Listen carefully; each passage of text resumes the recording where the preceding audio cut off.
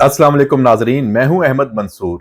बड़ी ही भड़कती हुई खबरों के चर्चे हैं और वो लोग ये खबरें दे रहे हैं जो पाकिस्तान के सियासी और सहाफती मंजरनामे पे अंदर की खबर होने के दावेदार हमेशा से रहे हैं और करीबी भी रहे हैं बहुत सारे हलकों के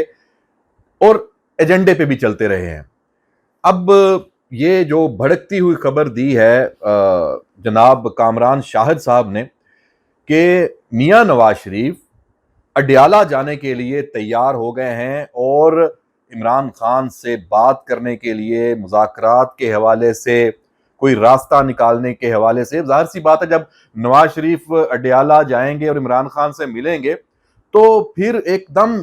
कोई बड़ी डेवलपमेंट ही होगी ना पाकिस्तान के जो सियासी उफक है उस पे ओपोजिशन और हुकूमत के जो ताल्लुकात हैं उनमें बेहतरी की बात होगी, जमहूरियत को मजबूत करने की बात होगी, मिसाके जमहूरियत 2 की बात भी हो सकती है और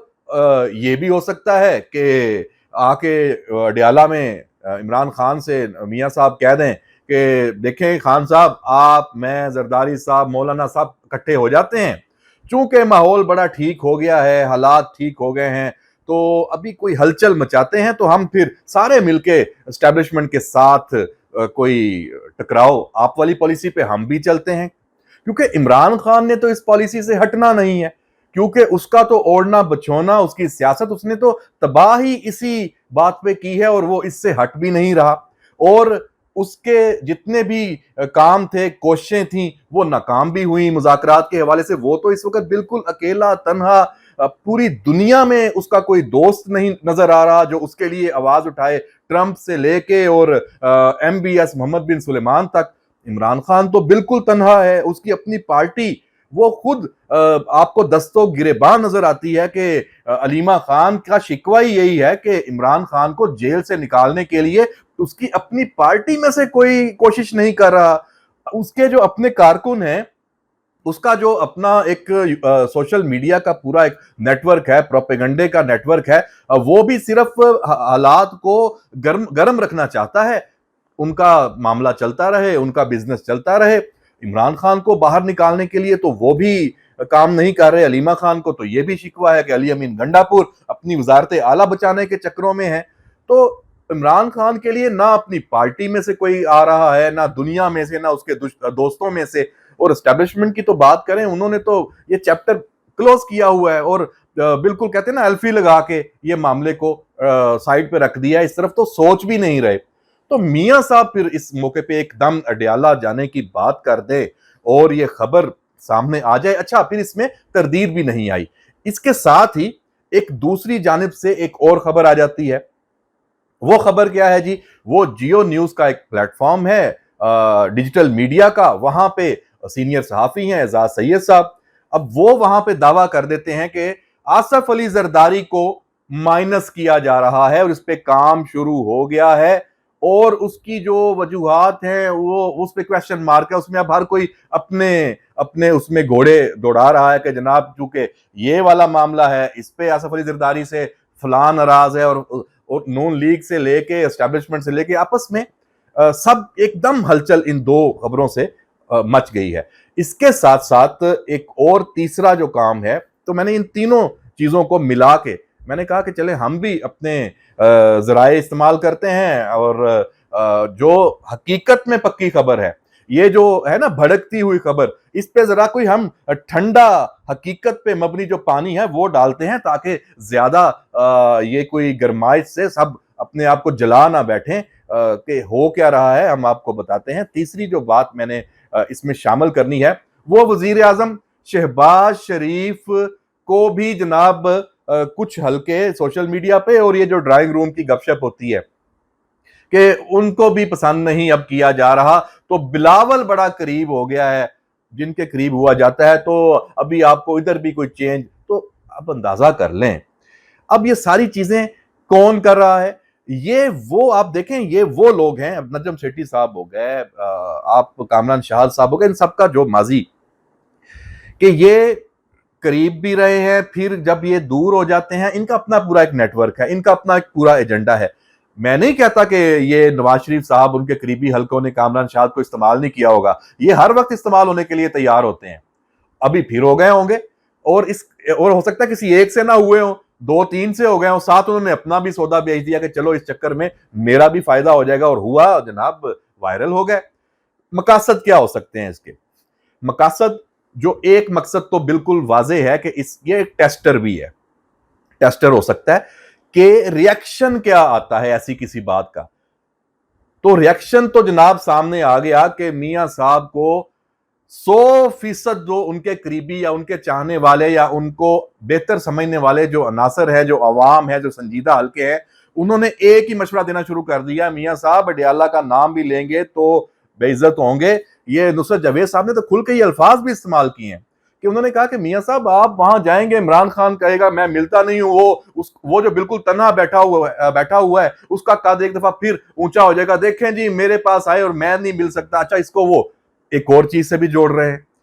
इसराइल को तस्लीम करने के हवाले से। मतलब आप देख लें, वो इब्राहिम जो अकॉर्ड है, अब ख्वाजा आसफ उस पर एक बयानिया जरूर हमवार कर रहे हैं। अच्छा, उनकी जो मंतक और दलील है वो बिल्कुल जायज है, हट के है कि पाकिस्तान इररेलीवेंट अब नहीं रह सकता इस पूरे मंजरनामे में, कि कोई मशरक़ वुस्ता में कोई ऐसी चीज आती है तो पाकिस्तान उसका हिस्सा होगा। हिस्से से मुराद ये है या उसको किन शराइत पे और कैसे होना है या रिजेक्ट होना है, उस पर पाकिस्तान लाताल्लुक नहीं रह सकता। अच्छा, इस पे कि मियां साहब जाएंगे डेला और इमरान खान को मनाएंगे, चूंकि जी इमरान खान की बड़ी फॉलोइंग है तो इसलिए अमेरिका भी ये चाहता है कि ये जो इब्राहिम अकॉर्ड है, इस हवाले से इमरान खान, अब भाई इमरान खान के लिए ट्रंप ने कुछ करना होता तो बराह रास्त कर देता, और आपने देख लिया कि ये तो भाई वो कहते हैं ना कि चढ़ते सूरज को सलाम होता है। जब आप इक्तदार में होते हैं तो आपकी पोजीशन की वजह से आपकी इज्जत होती है, ये भी तय हो चुका है। इमरान खान को जो ये जोम था ना कि उसको अगर कोई पजीराई मिलती है तो वो बतौर इमरान खान मिलती है, नहीं जनाब, आप एटमी पाकिस्तान के वजीर आजम थे तो उस हैसियत में दुनिया में थोड़ी बहुत आपको एक पजीराई मिलती थी, वरना आपकी हैसियत यही है कि इस वक्त आप ला ताल्लुक हैं, अडियाला में पड़े हुए हैं, अपने केसेस, आपके वकील अपने केसेस सही तरीके से आपके नहीं लड़ रहे और आपको समझ ही नहीं आ रही कि आप बाहर कैसे आएंगे। तो ऐसे मौके पे अब आप ये जो खेलना, अच्छा इसमें मोहित पीरजादा भी बीच में आ गया, पूरी एक बहस आप देख लें, पीटीआई वाले बकायदा एक्टिव। तो मैं ये समझता हूं कि इस मामले का जो एक तो ये कि टेस्टर है और एक तो समझ आ गई है कि ये कदम अगर अडियाला जाने वाली बात, और आखिर में तलाल चौधरी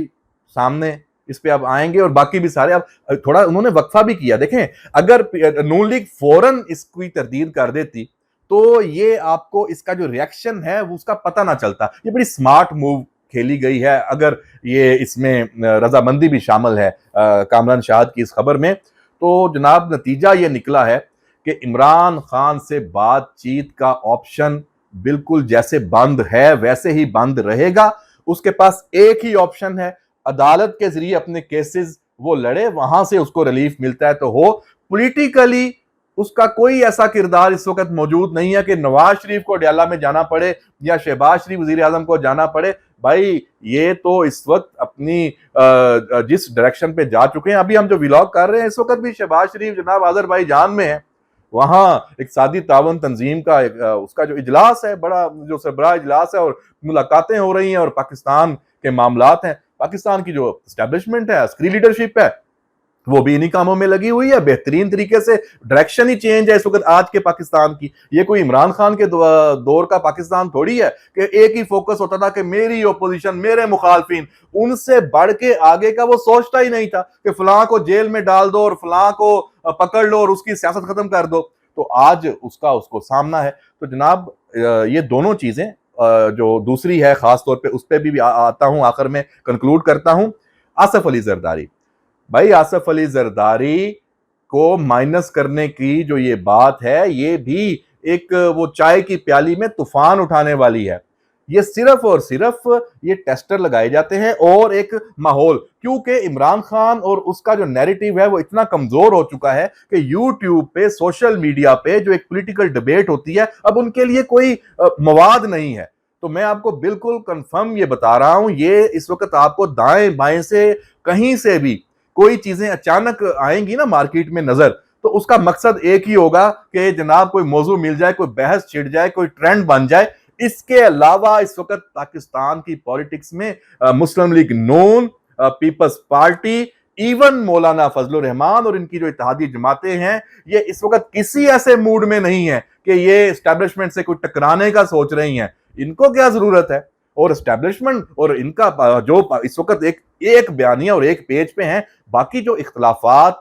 या इख्तलाफ राय है उसको आप नहीं कह सकते। वो इशू टू इशू होता है, वो होता रहेगा, वो आइंदा भी होगा और उसको ठीक भी करते रहेंगे। लेकिन ये नहीं हो सकता कि ये किताब बंद होके और इमरान खान की किताब दोबारा खोल दी जाए, तो ये सीन नहीं है। आसिफ अली जरदारी ईवान सदर में है और कोई उनको ऐसी कोशिश है वो नहीं हो रही कि उनको हटाए जाने के हवाले से जनाब काम शुरू हो गया। ये बिल्कुल एक फेक न्यूज है। और बाकी रह गई मियां साहब की पेशकश, उसको मैं फेक न्यूज इसलिए नहीं कहता, ये तो कोई अमकान की बात है। नवाज शरीफ एक लीडर है, जा भी सकते हैं, लेकिन क्यों जाएंगे, ये मेरा सवाल है। और मेरा ख्याल है आप भी कमेंट में अपनी राय जरूर दें कि आपको क्या लगता है कि ये इस तरह अडयाला जाने से कोई फर्क पड़ सकता है या उनको जाना चाहिए। और साथ ही साथ ये भी कमेंट जरूर कीजिएगा कि शहबाज शरीफ की बतौर वजीर आजम जो कारकर्दगी है उसमें मजीद बेहतरी कैसे आ सकती है, और क्या आपको लगता है कि उसमें कोई कमी कहीं पे कोई है, या उनको भी बतौर हुकूमत ओपोजिशन के साथ मामला को ठीक करने के लिए अब कोई कदम उठा लेना चाहिए। तो अपना ख्याल रखिएगा और जुड़े रहें। आपको इसी तरह की जो खबरें हैं सोशल मीडिया पे, अगर उनमें कोई हकीकत है तो उस हवाले से अपनी जो राय और अब उसका अपने अपने जो जराए हैं उससे आपको आगाह करते रहेंगे। इजाजत दीजिए, अल्लाह हाफिज।